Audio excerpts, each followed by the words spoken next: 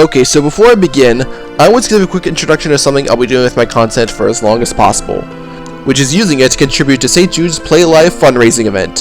For those unaware, St. Jude is a children's hospital dedicated to fighting diseases, especially leukemia and various forms of cancer, and helping kids in need. They've helped a cousin of mine in the past, and I will always be grateful to them for what they've done, but there's several more kids out there who need the same treatment, and I've registered for their Play Live event to help out. Their Play Live event is their way of letting people who play video games very commonly on social media, particularly Twitch streamers, raise awareness to their cause, and help contribute money to continue their work and save the lives of many children. I'll have a link in the description down below if you want to donate, but even if you aren't able to donate, there's still merit in raising awareness of it by starting your own fundraiser, or by just sharing something about the event on social media. You could be saving a kid's life by doing any of these, and no matter what, St. Jude is always dedicated to their work, and does their best to help sick kids. Thank you, and I hope that this movement will be successful. So, with all that said, I can't believe I get to have my 25th birthday on a Saturday! My 25th birthday!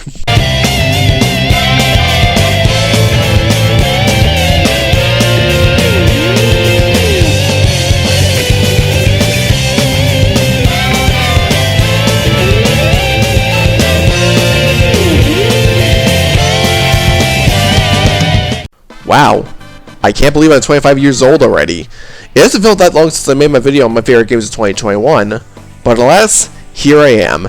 And hey, celebrating birthdays is always fun, so let's use it to talk about games I really like.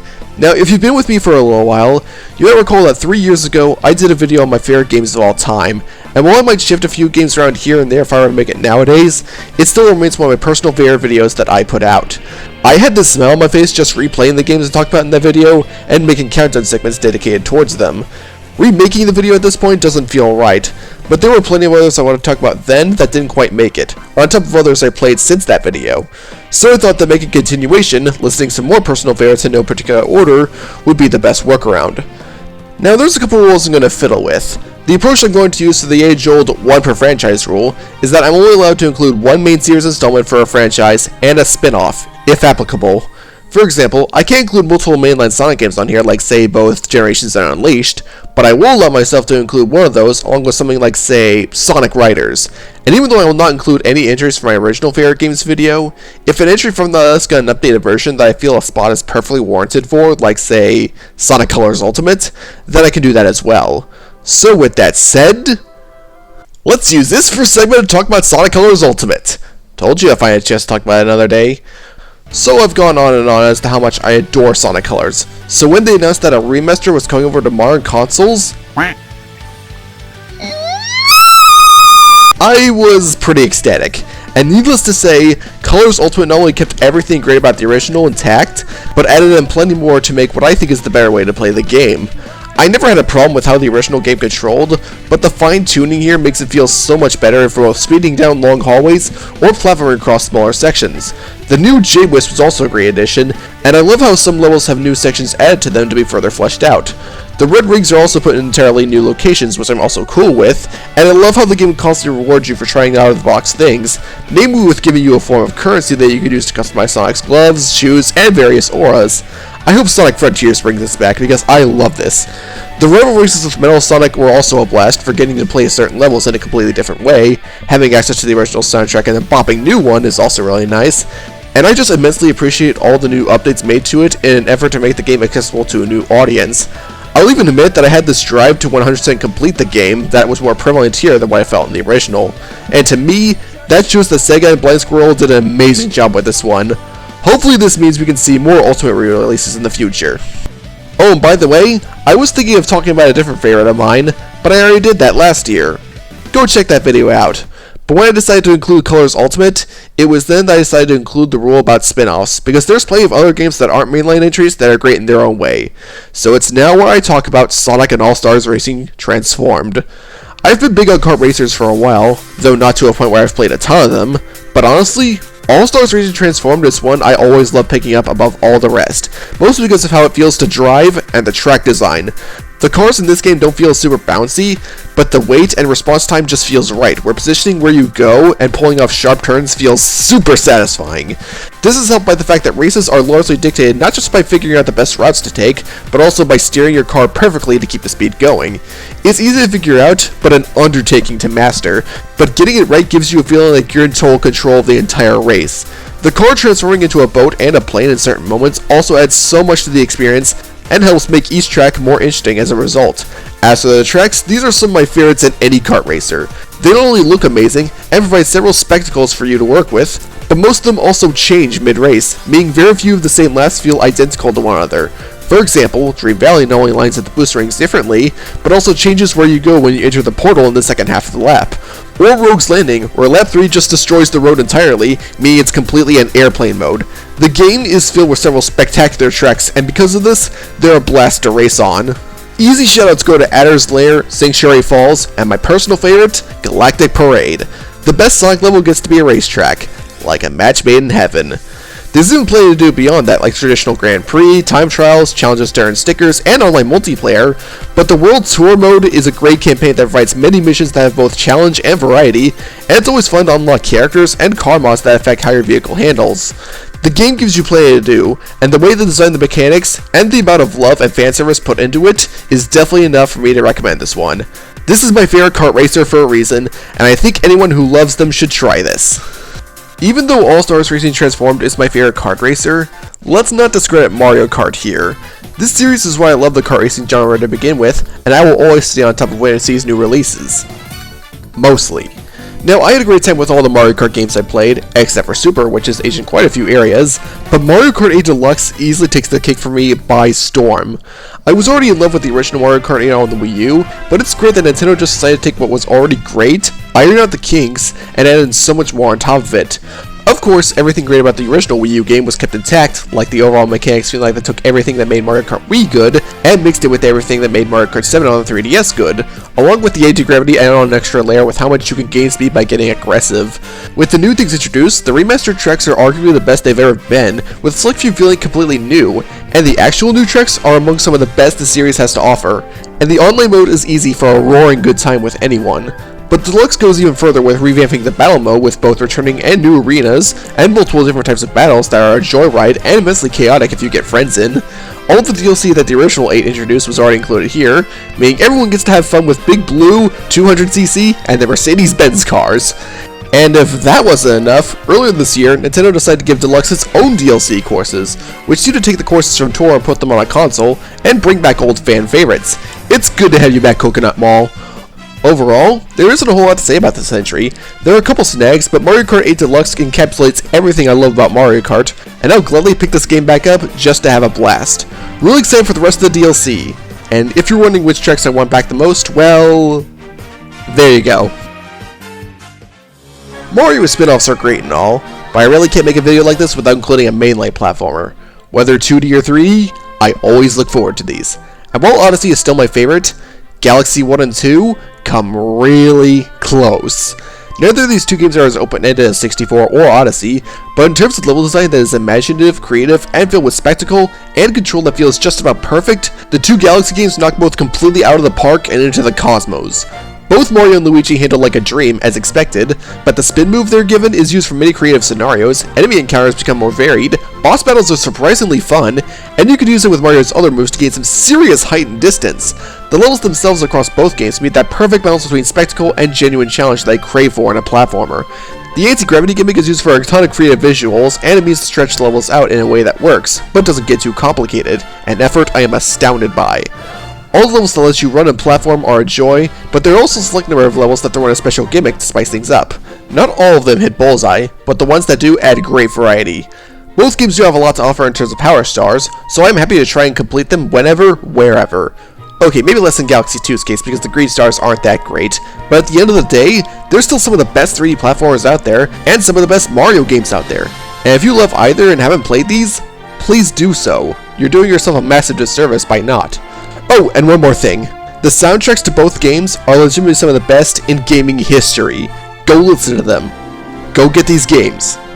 Now. Okay, so this one might seem like I'm bending my rules a little further, since part of this game's title is Super Mario World 2, but not only am I convinced it only has that for marketing purposes, but aside from taking place in the same world, the game in question is so far removed from Mario that it went off to inspire its own series. So, you might have figured this out, the next game I'm talking about is Yoshi's Island. You know, I may not have been around when the Super Nintendo was at its prime, but over time, the more I get to experience, the more I understand why so many people look back on the system with fond memories, and personally speaking, I think Yoshi's Island is a perfect example of this. Everything in terms of how Yoshi handles to the overall level design just feels right, as there's plenty of secrets to be found, and you're constantly rewarded for inventive use of Yoshi's capabilities, or figuring out what you need to do with the transformation, or some ability Yoshi gets from eating a watermelon. I certainly don't blame him for his taste in food. The game is filled with moments that just stick with you even after finishing the game, and the bosses are really creative and memorable. And I can't go without mentioning the art style. Everything looks like it was hand-drawn with crayons, and I love how expressive both Yoshi and certain enemies are. I love how far the game was willing to go with the art direction, along with how it chose to use the Super FX chip, and how much it wanted to be a fun 2D platformer that's just fun to come back to. It looks beautiful, it sounds beautiful, and it's a great example of a game aging near flawlessly. Speaking of platformers that might have a connection to Mario in some form, here's Donkey Kong Country Tropical Freeze. I know in a previous video that I said this game was tussling with Donkey Kong Country 2 for my favorite title in the series, so since I sung the praises of DKC2 recently, I thought I might as well go into what makes Tropical Freeze magnificent to begin with. This game feels like Retro Studios not only took notes about what people liked about Donkey Kong Country Returns, and used it to refine everything they established, but they went bananas in terms of what the game offers in terms of gameplay, and even fanservice at points. Donkey Kong's control feels like it was fine-tuned to perfection from previously, but having access to Dixie Kong and Funky Kong adds on extra layers to its moveset, and changes how you approach levels. I especially love using Dixie in particular, because her hover helped me out in dire situations all the time. But this wouldn't mean much if the levels weren't good, and man, there are some amazing levels here! Even though the themes are mostly relegated to certain worlds, there's always something creatively done with the aesthetic or the way it plays to make them all feel fresh. It also helps that while the game isn't that hard, the difficulty curve feels just right, easing you in before testing you later on. Heck, going after everything lets you access to secret levels where you will find a great challenge, but if you also really want to, and if the game will allow it, you can take different routes to reach the boss, so if there's a level you're not a fan of, it might be possible to skip over it and still beat the game, which is great for casual play. The minecart and rocket barrel levels were also massively improved from last time, the swimming levels and the Rambi sections are probably the most fun they've been, and the bosses are a ton of fun as well. I'm also happy to see David Wise come back to do the soundtrack because his compositions are absolutely wonderful. Like, who knew electric guitars would actually work in Donkey Kong? But some of my favorite parts of the fan service is when he decides to remix past Donkey Kong tracks for certain levels. I had the goofiest smile on my face when Irate 8 remixed both Aquatic Ambiance and Lockjaw Saga, or when Frosty Fruits remixed In a Snowbound Land. This game is an absolute treat to experience, with just how much creativity went into it, and all the fanservice moments acted as a nice little cherry on top. Can't wait to see what they do with the next one. Whenever that happens. For as iconic as the Mega Man series is, it took me a long while to finally get into it, but I can definitely see why it's gotten the praise that it has. It definitely does be a good balance between challenge you can find in arcade games, and general fun and replayability that makes second visits easier to consider. Well, most of the time. But out of what I've played of the series, picking a favorite was a very easy task. Even if the X series is less consistent in quality compared to the classic series, or maybe any generation of Mega Man, the ideas it does have makes those high points more appealing to me, and X4 perfectly encapsulates that. Everything here felt like it wanted to go beyond what the three predecessors introduced by giving both X and Zero much more to work with, and trying to make the story a bit more. I mean, sure, the story really isn't anything that special, I don't even know if I call it good, but I do appreciate the effort in trying to make it seem a lot bigger. But I appreciate the steps forward in gameplay more. X hands down is some of the best armor upgrades in the series. I especially love the armor upgrades which give you amazing punch to your charge shots, and the leg upgrade which allows you to air dash and hover, which I found very useful for bosses. Even though this is where I enjoy playing as X the most, I prefer playing as Zero here. I've always preferred using swords in games, and Zero's moves made levels and bosses even more enjoyable. And I love how he gets special moves that you can whip out at any time with a certain button combo. He makes replaying the same stages X went through refreshing because of how different he feels, which leads to different approach options. It's also cool how the levels themselves don't have that much backtracking to get extra items, and some of them have set pieces that are so fun to go through, with easy shouts going to Jet Stingray, Storm Owl, and Magma Dragoon. And regardless of who you're playing as, I think the bosses are easily some of the best in the series. Sure, they might be a cakewalk with the weakness weapons, but for the playthroughs I did for this video where I barely even used the weakness weapons, these bosses are not only energetic, but also challenging and an absolute blast to fight. I also love how gorgeous the sprite art style is, and the music is a great listen to, but my love for the game grew to a point where I just get a kick out of watching people speedrun the game. Seeing all the crazy stuff you can do here, some of which I don't know is intentional, is just insane, but it goes to show just how good you can get at this game. Of course, I probably never will, since I admit I'm not very good at Mega Man, but Mega Man X4 is one entry of the series I will happily pick up when I just want to play a game that's short, but a roller coaster ride from beginning to end. Well, now that I've played a Mega Man game, I think I'm going to need a side-scrolling shooter with a huge emphasis on bosses. Oh, hi Cuphead! It's been a good long while since I talked about this game, but to be honest, I've grown a lot more attached to this one with every subsequent playthrough. On surface level, the gameplay isn't that deep. I mean, you just run, gun, and have a dash that you can upgrade to a teleport, but man doesn't use this to its benefit. The stages do a good job as a testing ground for what you can do, and acts as a means to get upgrades you need for what's ahead. But it's clear that the game was more interested in the boss battles. There's a ton of them, and man can they fight! Each one has a huge variety of attacks, and are constantly changing the more you progress through them. You'll need to study their patterns and manipulate their behavior to your benefit if you want to stand a chance. But rarely is any of this unfair. The game does give you some breathing room for you to regain composure and reevaluate the situation, unless you're one of these three, or if it's in this place. And if you die, and you will, the game will show you how far you got, which ended up being a good tool for me to keep going until I finally won. Though that doesn't stop moments like these from being a special kind of deflating. On top of all that, I seriously want to praise Studio MHR for their work on the art style. Every character design is absolutely on point, and I seriously wonder how much work was actually put into some of these animations. Like, wow. I was already a huge fan of Cuphead from the moment I got it, but I've grown to appreciate it even more with all the things I have learned about it. It even got a Netflix show, and will be getting DLC very soon, and it has rightfully deserved those. It's been a good long while since I talked about this next one, and I should be talking about it more than I have, so Astral Chain. It's pretty awesome. The game truly captivated me back when I first saw it in action during the February 19th Nintendo Direct, and all future showcases only convinced me more and more, and it was exactly the game I wanted, and then some. From the super psychedelic art style that adds so much personality to the game without losing an inch of atmosphere, and without it being too much of a visual overload, to the story that's fun to follow, and does a great job setting the stakes you wouldn't expect it to have early on, to the amount of appearance customization you have over your character and the legions, the latter even convinced me to give them names, I'm dead serious, to the overall gameplay, Astral Chain feels just right. I really do appreciate how, depending on where you are in the game and what mission you're doing, the game does let you explore the setting and find things that aren't necessarily combat related. I find it very nice to actually explore the arc from the bustling and vast center city to the rundown slums, because the game has plenty of useful items to find and side quests to do, which include conducting investigations for missing people using the Beast Legion to track a scent and getting a kid some ice cream. Oh, and there's cats to collect. Someone on the dev team likes cats. But when the action comes, the game shines even brighter. There's plenty of enemies that require different strategies to overcome, and the fact that your avatar isn't as strong as some other Platinum Games protagonists is something I like here. They have plenty of combos and approach options with each weapon and each legion, and doing the more flashy things you'd see in something like Bayonetta I see as a reward for playing well. The game definitely isn't easy, but it's not too hard either, as it does let you toy around with what you do have and figure out your own solutions. The fact that you can upgrade each legion as you go on also helps this out. I try to fight as many enemies as I can because of just how deep this combat system goes and how fun it can be, which also extends to bosses. All of them put your skills to the test, and when they get big and climactic, holy cow do they become even more fun to fight. Out of all Platinum Games' catalog, Astral Chain is probably my favorite from them. Knowing how much I expressed love for other games they made, that's saying a lot. I was completely sucked in by the game's setting, story, and characters. The amount of fun I had with the gameplay kept me coming back for more, and it's overall just overflowing with charm because humanity may be in danger, but there's always room for Lappy to give everyone hope. Try this out if you haven't already. It deserves your time and money. I'm honestly really happy that I started to get more and more into new releases over time. This is one reason why I think my videos about games of a particular year have held up generally better than my videos about games I played for the first time in a particular year. And now that I have the money to spare, it's fun seeing what kinds of new things will win me over based on trailers or word of mouth. Thus, this is the point where I call Devil May Cry.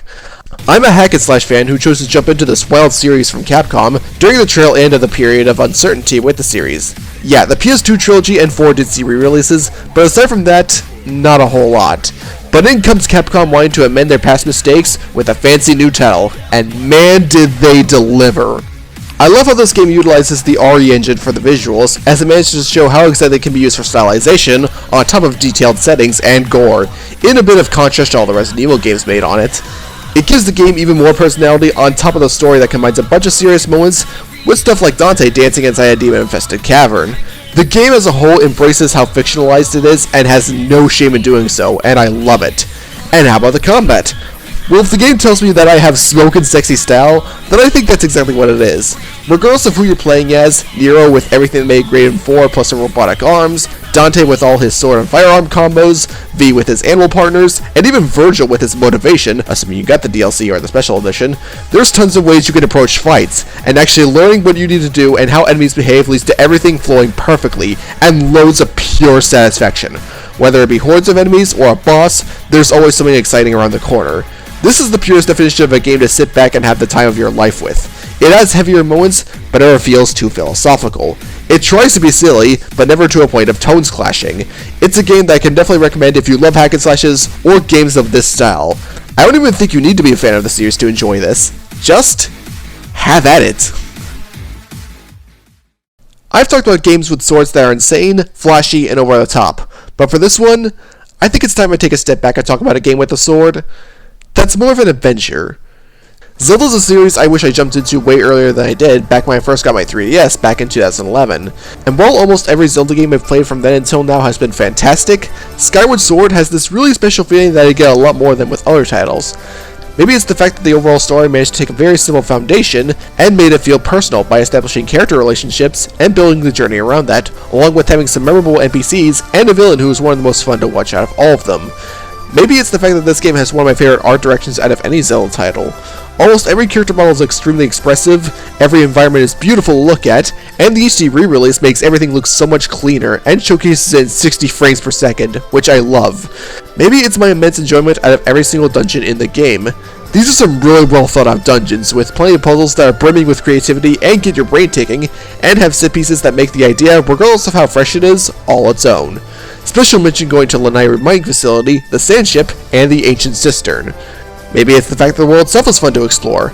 There's plenty of areas that hide fun secrets from you, and using treasure items you get to explore more does make revisits less arduous, and seeing what you can unlock in the sky is always exciting. Maybe it's the fact that this is the most fun I've had with combat sequences. Not to say the other games had bad combat, but there's a lot more to Skyward Sword when it comes to enemy encounters, namely when taking the motion controls into account. Now more than ever, you can't just wail away at what you see.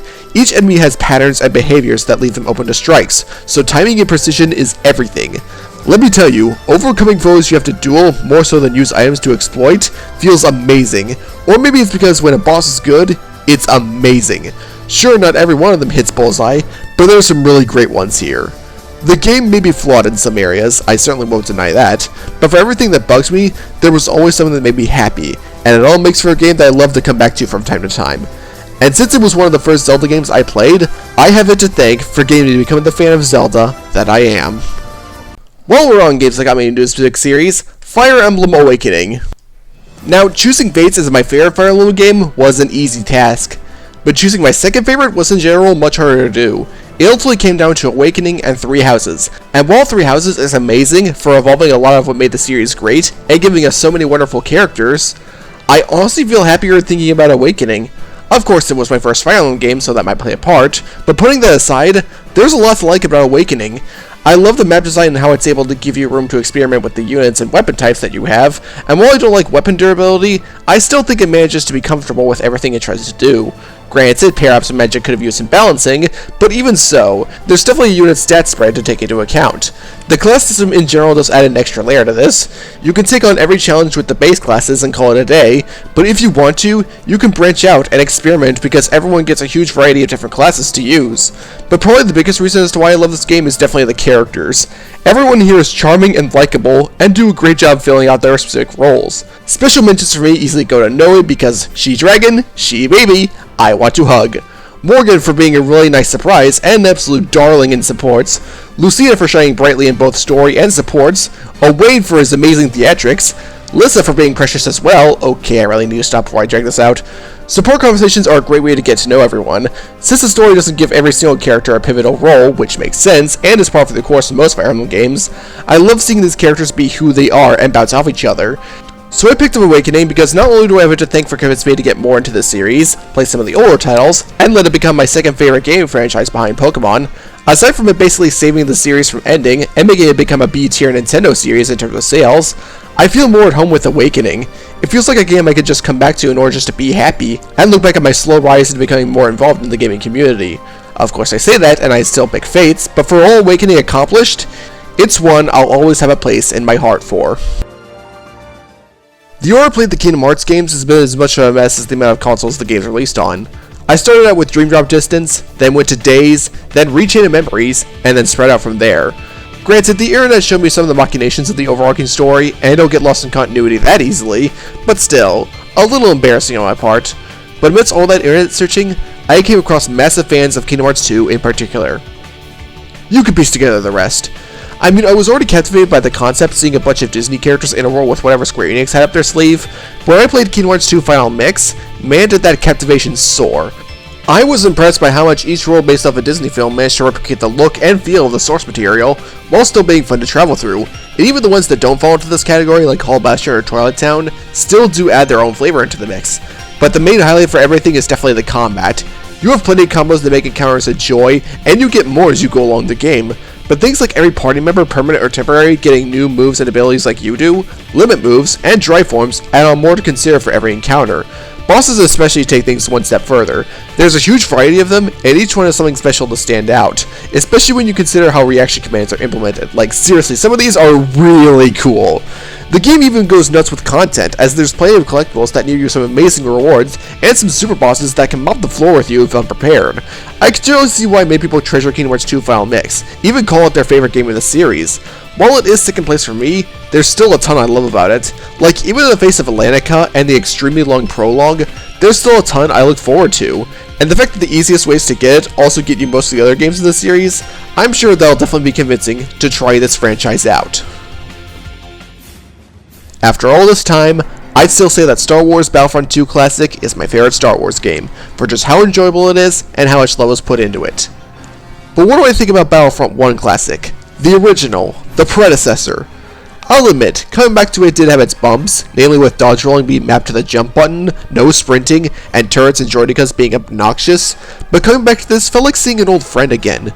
There's still a diverse class system that does give you different ways to approach objectives, and it does feel good to be in iconic locations across the entire Star Wars franchise, including some that never got featured in any of the films, and just beyond the battle line. If it's one thing I admit I enjoyed more here than in Battlefront 2 though, it's the level design. I feel like a lot of the battlegrounds here represent the locations a bit better, on top of feeling more open-ended, as opposed to Battlefront 2, which felt a little more condensed. Sure, a small number of these came back later, but the ones exclusive here are really interesting. Some planets even get more than one map. But at the end of the day, for as little as this game offers compared to other shooters, Battlefront 1 Classic is a fond memory for me.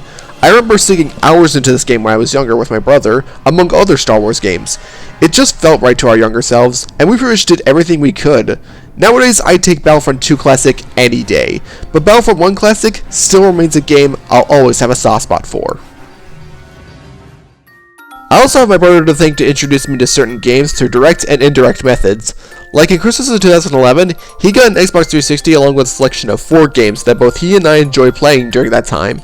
Though him more so, as I was happy with my darling little 3DS. But as time has gone on, I've come to accept that Portal 2 deserves to be talked about in this video. I didn't even know anything about Portal or any of Valve's properties when I first got to play this, but the more I did play it, and the more I thought about my thoughts, this game honestly deserves to be called a modern classic. It's really nothing more than a puzzle game utilizing portals at its core, but what it built around it is what makes the game brilliant. There's a huge variety of obstacles and set pieces that utilize portals in very clever ways, and while the solution may not be immediately obvious, it's never overly obtuse either, yet it always requires you to pay attention to the smaller details. The addition of various gels was also a great way to spice things up, and then make messing with the physics even more fun. You can even design your own puzzles if you own the game on Steam. all also make for a great game already, but it gets bumped up a few notches because of the various pieces of lore that tell you what happened to this world, the characterization, and most of all, the writing. There were plenty of times where I was laughing at the great lines this game has, and the way they portray GLaDOS and Wheatley, voiced spectacularly by Ellen McLean and Stephen Merchant respectively, takes that even further. Truth be told, I think Portal 2 should be used as an example of good game design when actively trying to educate yourself or others on that. I appreciate many of the design choices made here, and it shows how creative a game can truly be if you put your mind to it. Please, if you haven't already, play this. You're missing out if you haven't. So, what do you say we roll back on our previous review? Yeah, I talked about Sly Cooper Thieves in Time in our review last year, but since this is a countdown, I thought that talking about it in this format would be fun. I was already fond of all the other Sly games, but for what the series wanted to do, I say Thieves in Time does the best job overall. Controls been fine-tuned to near perfection, the amount of abilities that Sly and their crew get from the start and over time are a joy to use, and open up different ways to get around each hub world and every subsection. The costumes are a brilliant addition and have their own unique challenges, regardless of where you are. The hub worlds themselves are the most vast and fun to travel through for me, with some having their own specific ways of getting around, like the train tracks of the Old West. The bosses are the absolute best here, with the exception of the final boss, and this game went above and beyond with the presentation. The CG cutscenes are far more plentiful and will look natural as a cartoon you see on TV or whatever streaming service you can imagine. And the in-game exchanges and the normal gameplay are definitely not left tongue to dry when it comes to the sheer amount of animation and personality present. This game is filled with so much charm and love towards the series, and it shows that Sanzaru wanted to honor what Sucker Punch did with the series, and they knocked it out of the park, and yet still made a game I'm sure anyone who loves platformers can enjoy. Pity the game didn't receive that much recognition when it first came out, nor in recent times, and it is said that Sony pulled the plug on what they were going to do to wrap things up, and the series has been on stasis ever since. And while I still don't 100% trust the rumors of a 5th installment giving the direction Sony wants to go in with their games, I won't neglect the possibility, and I would like that to happen. Who knows where things will go from here? Time will tell. When I was starting to expand my repertoire of games in the early to mid 2010s, one indie series I tried my hands on was the Shantae series, and I enjoyed Risky's Revenge just fine. For as tiny as that game is, it did well in just being a simple fun time with some charming characters. But when I played Shantae and the Pirate's Curse about 2 years later, that's when my fondness of the series started. It's ironic that the one game that brought Shantae to the next level was the game where her genie powers are out of commission. But Shantae doesn't seem too bothered by it because she loves the pirate aesthetic. I love it too because all the pirate equipment received throughout the journey is so fun to use. They serve many different purposes, and there are many challenges in the game that require you to get inventive with them, especially when it comes to dungeons and their very elaborate puzzles. And with this being a Metroidvania, you are heavily encouraged to use these to explore and find items to help you progress along the plot, or power up yourself, which I would like to do anyways because of how each part of the map is designed. I also love how each area does something different in terms of thematics or even gameplay mods, and the story backing it up, while simple, doesn't really feel like it's trying more to evolve perceptions on most of the characters than what the other games would do, Shantae and Risky especially. It's also filled with several good jokes which always make me smile, and can I just talk about this music here? This is one of my favorite gaming soundtracks, period. The composition is exquisite, the combination of chiptune sounds and natural instruments is wonderful, and the execution is just so ear-grabbing. Shoutouts easily go to the best rendition of We Love Burning Town, Raven the Grave, Run Run Ride Tops, Cult of Personality, Beyond Permafrost, Village of Lost Souls, and all the boss themes. This is one of my go-to soundtracks when I just want to feel happy. In fact, this game makes me feel happy. It may have some staples you recognize, and it's a little on the short side, but man, this is a treasure to behold. I would very much recommend this, and the later two games if you like what you played. Set sail for this adventure, because there's a lot of great things waiting for you. You know, I talk about Metroidvanias a lot on my channel. It's a subgenre of games that I am massively fond of, and I could easily spend up to hours replaying a lot of the ones I have. So now, I think it's time we talk about one of the Metroidvanias. I played Super Metroid a lot later than most, but when I got my chance, I booted it up on the Switch Online library, played it, and was absolutely enthralled by it. Even with all the subgenre improvements and even series improvements, it is truly astounding how much Super Metroid holds up even today. Planet Zimbus is one giant labyrinth that's home to many different kinds of environments, and there are surprises around every corner like many large and imposing bosses and upgrades that you can use to explore further. Despite the fact that you're not really guided along to your objective, you could use what you have seen in order to make up your own route to the next objective, or sequence rate to get an item way earlier than intended. I may like having a sense of direction, but I also like to take in the atmosphere of the location and just mess with what I can do in order to find my way, and Super Metroid realizes this. And likewise with the rest of the series, getting more to work with and taking on much more difficult challenges feels rewarding. And that's what I use to describe Super Metroid. Rewarding. Sure, there may be a few things viewed as antiquated by today's standards, which I do get, but I think this game is just perfect the way it is. It immersed me and rewarded my weird thinking with plenty of rewards, and that's what makes a good Metroidvania in my eyes. Well, I just talked about one of the Metroidvanias. Let's talk about the other one. I've already done a review of Castlevania Symphony of the Night a few years ago, and there's really not a whole lot I can add that people already haven't, but I view that as a testament of how well this incredible game has aged. Dracula's castle, being the creature of chaos it is home to several different kinds of locations that are all brimming with atmosphere, and bolster an impressive variety of aesthetics. And with Alucard's fantastic control, the amount of weapons and gear you can equip that give you different fighting styles or properties, the sub-weapons you have, the spells you have that you can activate with button combos, and the RPG elements, there are so many different ways you can get through this castle and take on foes big and small. The familiars are also a nice bonus, and the transformations make the trek even more fun, as they, well, two of them anyways, are capable of zipping around at high speeds that grant you access to different secrets you wouldn't have found otherwise. The Demon Familiar referencing Nintendo. A Switch! It's always fun thinking of whatever combination of equipment you can, just because of how versatile everything is. I also get excited when meeting a new boss or finding a permanent upgrade that I can use to explore further, and seeing how strong Alucard can get is cathartic. Sure, the inverted castle may be a mixed way to extend game time, but I have so much fun regardless. It looks wonderful, sounds wonderful, and flows very naturally that it's a game that I can easily pick up and get lost in. I understand the current stigma against games that go for a more cinematic feel nowadays, and I'd be lying if I said I wasn't disappointed that several game companies want to take that direction, especially Sony. But I also think these kinds of games have loads of potential in telling interesting stories while using gameplay to enhance the experience. When it's done well, we get something as fantastic as Uncharted 4: A Thief's End. I had a good time with the other Uncharted games, well, 2 and 3 to be more specific, because the stories they tell and all the great set pieces and gameplay truly made for fun experiences. But Uncharted 4 not only did everything they did only better, but also knew what to focus on and dial back on. The story doesn't have that many supernatural elements, but why I love it is because I got a lot more out of the character motivations here, and I feel they played a much larger and more interesting role than before. Nate was perfectly happy with his retired life with Elena, but only chose to go on a treasure hunt just to make sure his brother's okay, which is understandable given what he's been through and the fact that, well, Sam's his brother. There's very few choices made I don't buy, because each character is well defined, and the fact that this plan has been in the making across the entire franchise does lead to the end goal feeling more special.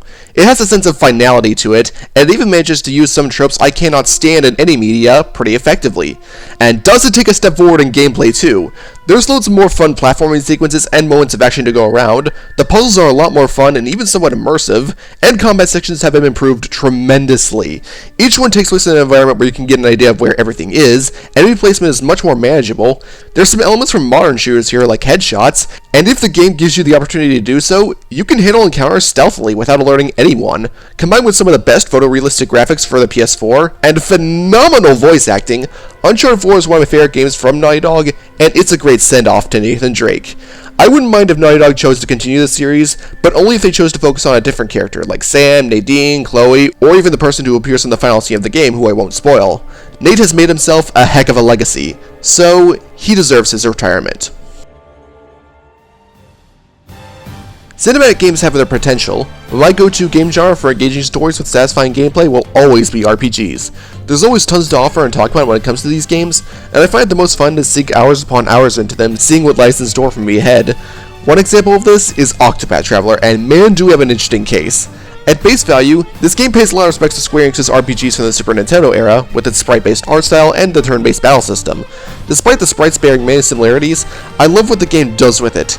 Every character and enemy sprite is beautifully drawn, and the choice to show the game from a different kind of overhead view that isn't straight above the players makes everything look more hypnotizing. And the battle system takes the idea of a traditional turn-based battle and makes it more engaging.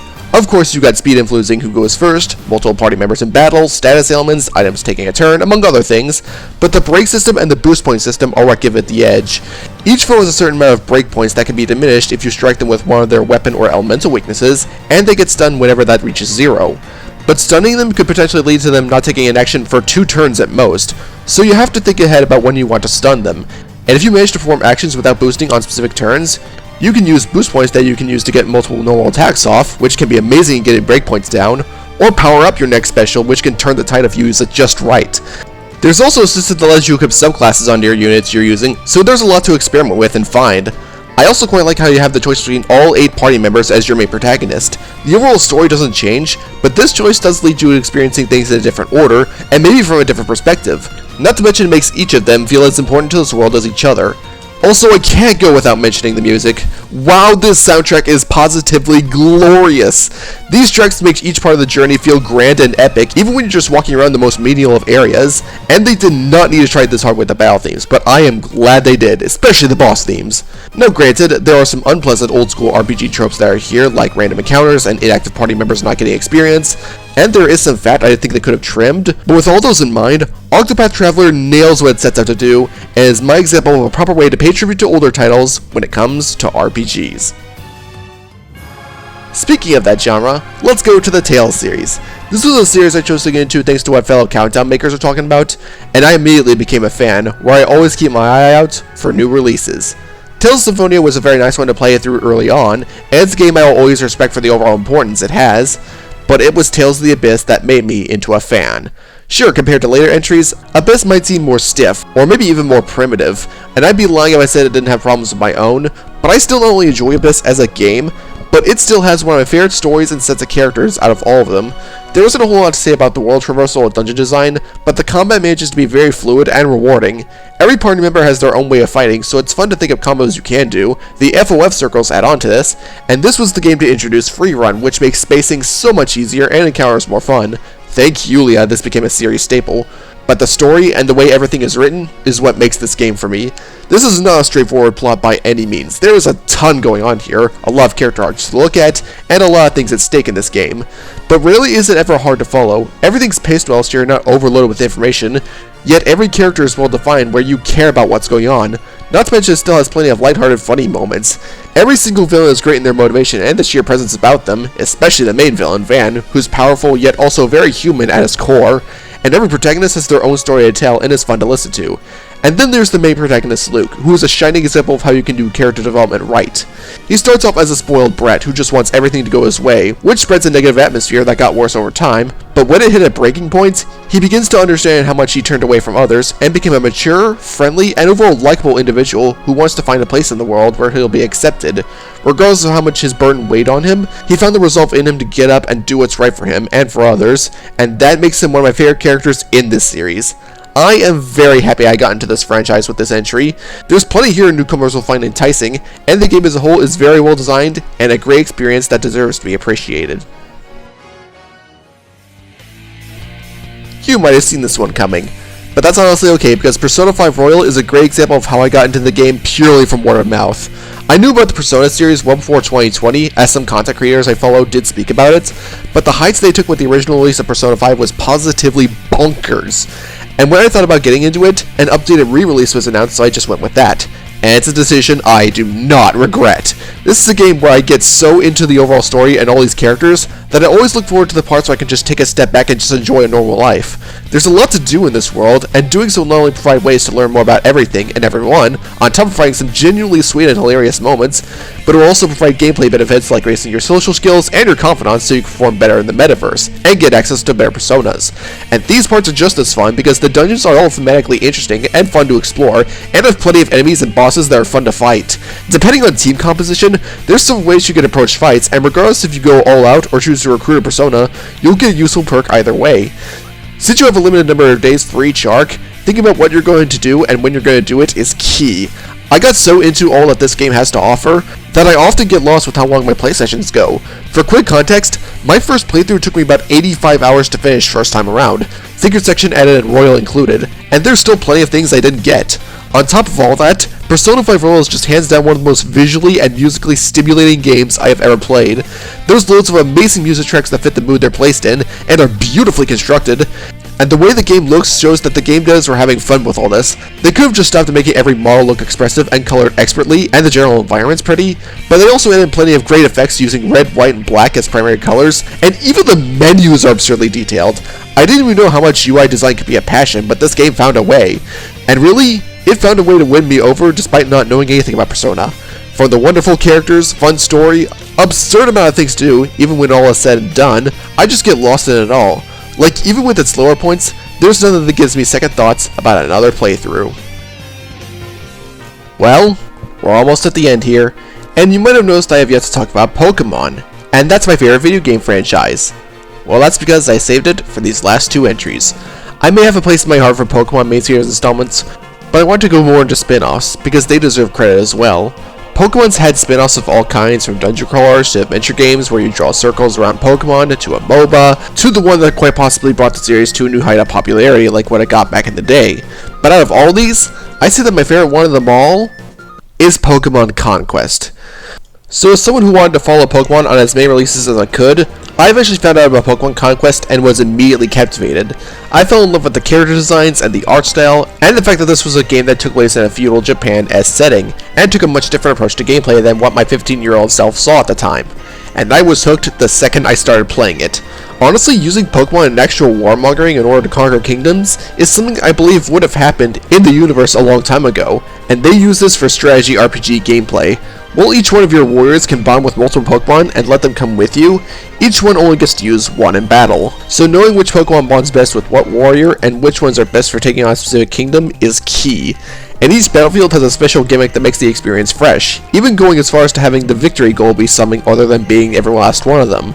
These battles are immensely fun, even during skirmish encounters, but there's also kingdom management you have to consider, as you might need to keep extra warriors up to snuff so that they're ready for future battles, but enemy armies might try to launch an assault on one of your kingdoms, so there's a lot to think about. This all goes further in all the post-game episodes, where the game just suddenly explodes with content.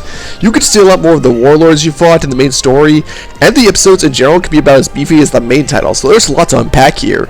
Combined with the fantastic soundtrack and some of the best graphics the DS has to offer, and this is absolutely my favorite Pokemon spin-off. Pity it didn't do well in terms of sales for Pokemon standards, because this is a game I think anyone who likes Pokemon will enjoy, and heck, this could be used as a gateway to those who have never played a strategy RPG. Sail on over to this land and check it out if you haven't already. There's a ton to behold. Alright, this video is ending on a main series installment. I talk about these a ton in these kinds of videos, and it's because Pokemon in general has had a place within me ever since I first played Leaf Green when I was little, and a mainline Pokemon entry is something I can spend hours and hours on in a single session and not get tired of it. And what better way to close off this video than with not just the most recent installment, but also the most recent game out of this entire lot. I was actually really happy with the direction Pokemon was taking when it made the leap to consoles based on how good Sword and Shield and Brilliant Diamond and Shining Pearl were. But after playing this, I'm actually very glad the Pokemon Company and Game Freak were willing to take this series and give it not only fresh ideas, but new life to it entirely. Pokemon Legends Arceus took what I never knew the series needed until now and made it into an adventure I never thought I wanted. The game taking place back in the ancient days of Sinnoh, back when it was known as Hisui, is something that helps world building because of all the characters you meet, how society works, and how Pokemon are much more hostile creatures than before, and in terms of gameplay out in the field. Catching Pokemon has never felt this satisfying because of the extra layers of strategy there are to it, like knowing how the Pokemon behaves, how to best approach it, the overall location, and the fact that hitting it in the back raises your chances of actually catching it. It's so much fun to catch Pokemon this way, especially Alpha Pokemon, because you have a dodge roll for a reason. A lot of them are very aggressive and will hesitate to attack on sight. They have attacks that can actually harm you, the player on the field, and yes, you can actually get incapacitated, which for Pokemon is quite surprising, yet refreshing. But if you want to battle through methods you know how from previously, you can do that too. The back throw mechanic mentioned earlier applies to wild encounters, as you can daze them for a bit, but the way battles progress is a bit different. Depending on how fast a Pokemon is, or depending on the buffs it has as an Alpha Pokemon, if applicable, they not only attack immediately, but at some points attack twice in a row. But you're capable of doing the same thing thanks to Legends Arceus' new style mechanics.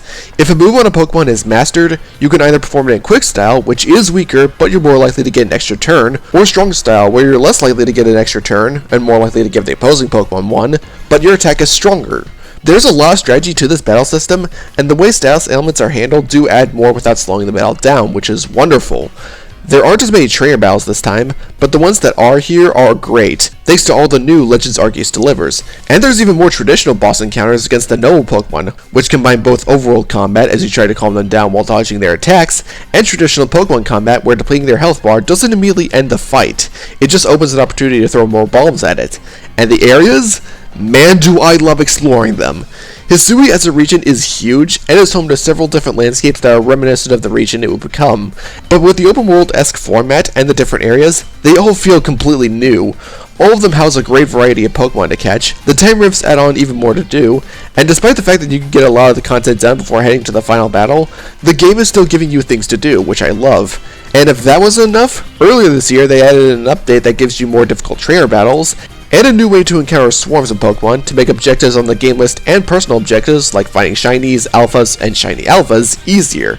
There is so much to do in this game that I could spend even more hours with it for similar yet different reasons than other Pokemon games. Even in the face of shortcomings, I was blown away by how much Legends Arceus tried in order to be different from what's been established, and I sincerely hope some things introduced in this game will become mainstays in the future. This is my favorite game of 2022 so far, and if I could be real, I think this game is giving competition to Pokemon Black and White 2 as my favorite game of the series, and by proxy, my favorite game of all time. I am shocked to say that, but let that be an example to say that Pokemon Legends Arceus is darn near masterful. Scarlet and Violet, I know you'll be great, but if you want me to put you above Legends Arceus, then you've got some big shoes to fill. I am the Lightning Ripper, and with all the ways people have praised and celebrated Legends Arceus, then legend is a great word to describe it. See you all next time.